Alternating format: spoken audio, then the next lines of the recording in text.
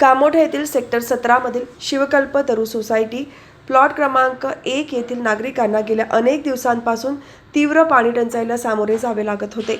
अपुरा पाणी पुरवठा आणि कमी पाणी प्रेशरमुळे दैनंदिन जीवन विस्कळीत झाले होते. या समस्येबाबत सोसायटीच्या पदाधिकाऱ्यांनी भारतीय जनता पार्टी कामोठे मंडळाचे उपाध्यक्ष दामोदर चव्हाण यांच्याकडे तक्रार नोंदवली होती. ही बाब गांभीर्याने घेत दामोदर चव्हाण यांनी तातडीने ही समस्या कामोठे भाजपचे शहराध्यक्ष विकास घरत यांच्या निदर्शनास आणून दिली. नागरिकांच्या मूलभूत गरजांबाबत कोणतीही तडजोड न करता तात्काळ निर्णय घेण्याची भूमिका घेत विकास घरत यांनी सिडको अधिकाऱ्यांसोबत थेट संपर्क साधत सोसायटीचे पदाधिकारी आणि सिडको प्रशासनाची संयुक्त बैठक आयोजित केली. या बैठकीदरम्यान पाणी टंचाईचे मूळ कारण कमी पाणी प्रेशर असल्याचे स्पष्ट झाले. यावर प्रभावी आणि कायमस्वरूपी उपाय म्हणून नवीन पाण्याचा व्हॉल्व्ह बसवण्याचा निर्णय घेण्यात आला.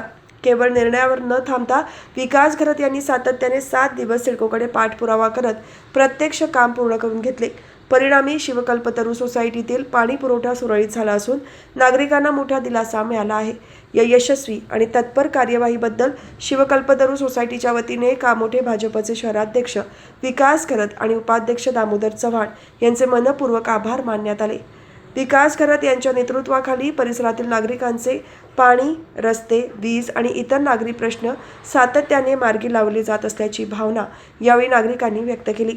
नागरिकांच्या दैनंदिन अडचणी सोडवणे हेच आमचे प्राधान्य आहे. समस्या समजल्यावर प्रशासनाशी समन्वय साधून तातडीने उपाययोजना करणे ही आमची कार्यपद्धती आहे, असे मत यावेळी शहराध्यक्ष विकास घरत यांनी व्यक्त केले.